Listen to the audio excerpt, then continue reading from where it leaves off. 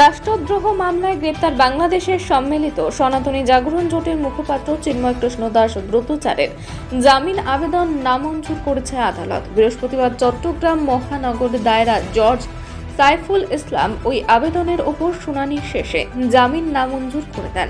সকাল 10:15টার দিকে চট্টগ্রাম মহানগর দায়রা জজ আদালতে প্রাক্তন ইসকন নেতা চিন্ময় কৃষ্ণ দাস ব্রতচারের পক্ষে জামিনের শুনানিতে অংশ নেন সুপ্রিম কোর্টের 11 জন আইনজীবীর একটি দল। চিন্ময়কে এদিন আদালতে হাজির করা হয়নি। আদালতে আইনজীবীর উপস্থিতিতে আসামির ভার্চুয়াল হাজিরায় জামিন শুনানি হয়। শুনানিকে কেন্দ্র করে সকাল থেকে আদালত এলাকায় নিরাপত্তা নিশ্চিত করতে ব্যাপক ব্যবস্থা নেওয়া হয়। চট্টগ্রাম মহানগর দায়রা জজ আদালতের সহকারী পিপি মোহাম্মদ রায়হানুল ওয়াজেদ চৌধুরী বলেন, শুনানি হয়েছে। শুনানি শেষে আদালত জামিন আবেদন নামঞ্জুর করেছেন। চট্টগ্রাম জেলা আইনজীবী সমিতির সভাপতি নাজিম উদ্দিন চৌধুরী সাংবাদিকদেরকে বলেন, জামিন শুনানিতে রাষ্ট্রপক্ষ আপত্তি জানিয়ে বলেছে, এটি রাষ্ট্রদ্রোহ মামলা, এটি সর্বোচ্চ সাজা যাবজ্জীবন।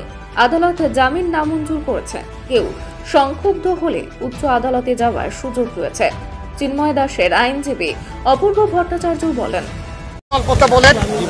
আসামি পক্ষের আইনজীবী ওরা কি আদালতে কি বলেছিল, ওদের সাবমিশন কি ছিল?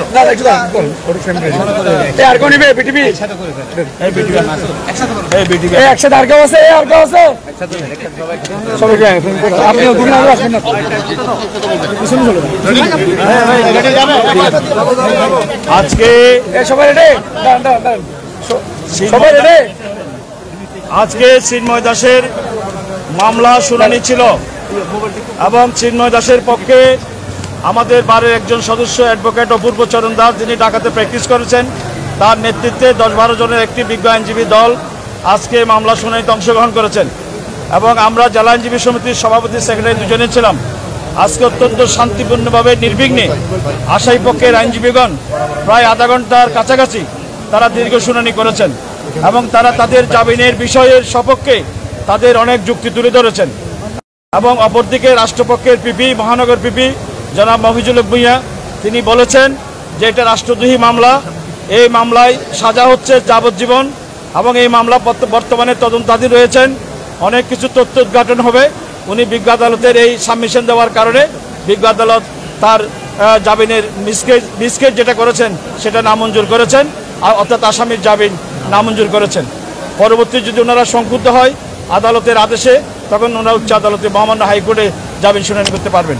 ওনাদের আইনজীবী বলেছিল যে ওদের যে সাবমিশন ছিল সেখানে তিনি বলেছেন যে চিন্ময় দাস নাকি দেশের পতাকা অবমাননা করেনি। এই ক্ষেত্রে মানে ওরা কি বলেছিল, আপনারা কি বলেছিলেন? এখন বিষয় হচ্ছে এটা আপনারা জানেন, এটা আমাদের আইনজীবীদের, আমরা যখন কোনো মামলার পক্ষে বিপক্ষে থাকি, আমাদের আসামি পক্ষে থাকলে আমাদের বক্তব্য থাকে, আসামির বাইরে বিপক্ষে থাকলে বাদী পক্ষে থাকলে তারও একটা বক্তব্য থাকে। উনি ওনার বক্তব্য বলেছেন যে উনি এই ঘটনাটার সাথে জড়িত ছিল না, উনি কোনো রাষ্ট্রদ্রোহী ঘটনা করে নাই, যে জাতীয় পতাকার কথা বলছে ওটার সাথে উনি সম্পৃক্ত না, উনি এই ধরনের বক্তব্যগুলো বলেছেন।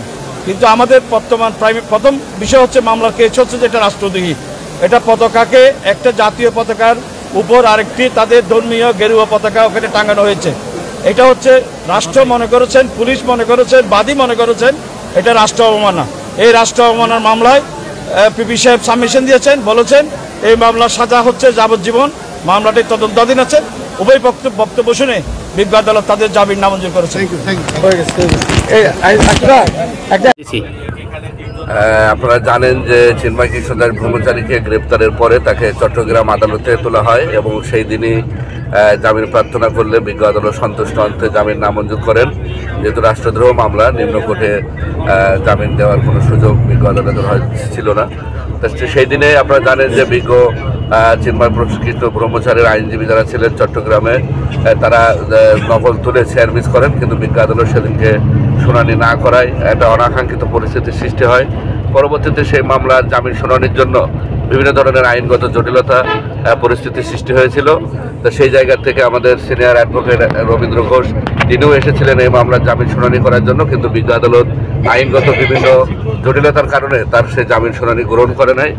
আজকে যেহেতু উনি ধার্য তারিখ পরবর্তীতে 2 জানুয়ারি উনি পরবর্তী তারিখ রেখেছিলেন প্রায় 1 মাস পরে, আজকে ঢাকা সুপ্রিম কোর্টের সিনিয়র অনেক আইনজীবী সহ ঢাকা জজ কোর্টের 11 জন আইনজীবী আজকে এই মামলার জামিন শুনানিতে ঢাকা থেকে অংশগ্রহণ করে এবং তারা প্রশাসনের সার্বিক নিরাপত্তা বলয়ে বিজ্ঞ আদালতে তারা পৌঁছায় এবং সেখানে চট্টগ্রাম আইনজীবীদেরও বারের প্রেসিডেন্ট সেক্রেটারি সহ আইনজীবীদের সার্বিক সহযোগিতায় সেখানে সুন্দর উভয় পক্ষে জামিন শুনানি হয় এবং আমাদের সিনিয়র আসামি পক্ষে যারা আইনজীবী শুনানি করেছেন বিজ্ঞ সিনিয়র আইনজীবীরা তারা এই মামলার পদ্ধতিগত ত্রুটি সহ আইনগত বিষয়ে এই মামলা বিষয়গুলো তুলে ধরেছেন। আপনারা জানেন যে পতাকার যে বিষয়গুলো বলা হচ্ছে সেই পতাকা কোনো বাংলাদেশের জাতীয় পতাকা নয়, সেখানে বাংলাদেশের জাতীয় পতাকায় চাঁদ তারা খচিত নয়, এই বিষয়গুলো তারা জোরালোভাবে তুলে ধরেছেন।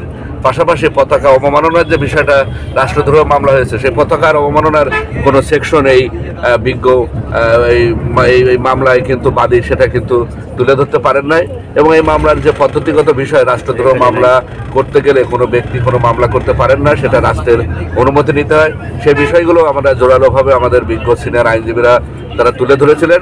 কিন্তু এরপরে রাষ্ট্রের যিনি পাবলিক প্রসিকিউটর তারা এই জামিন না দেওয়ার জন্য বিজ্ঞ আদালতে সাবমিশন রেখেছেন, যেহেতু বলেছেন যে এটা যাবজ্জীবন সর্বোচ্চ শাস্তি এবং রাষ্ট্রদ্রোহ মামলা যেহেতু তদন্তাধীন, তো উভয় পক্ষের শুনানি আনতে বিজ্ঞ আদালত সন্তুষ্ট আনতে এই জামিন নামঞ্জুর করেছেন। আমরা মনে করি যে এই মামলায় জামিনের দেওয়ার জন্য যথেষ্ট লিগ্যাল গ্রাউন্ড আমাদের পক্ষ থেকে সেখানে উপস্থাপন করা হয় এবং জামিন পাওয়ার চিন্ময় প্রভু হকদার ছিলেন। তা আমরা এটা আশাহত এবং আমরা এটা মনে করি যে এটা আমরা প্রকৃতপক্ষে ন্যায় বিচার পাই নাই। তা আমরা এই খুবই দ্রুত যত দ্রুত সম্ভব ওকালতনামা সহ আমাদের যে সার্টিফাই কপি সেগুলো সংগ্রহ করে আমরা উচ্চ আদালতে যাব এবং আমরা বিশ্বাস করি যে উচ্চ আদালতে এই মামলায় চিন্ময় প্রভু তার ন্যায় বিচার পাবেন এবং দ্রুত জামিন পাবেন বলে আমরা আশা করছি। তা আজকে এই ছিল আমাদের সর্বশেষ আপডেট। দেব ডালটা টিপ দেবো।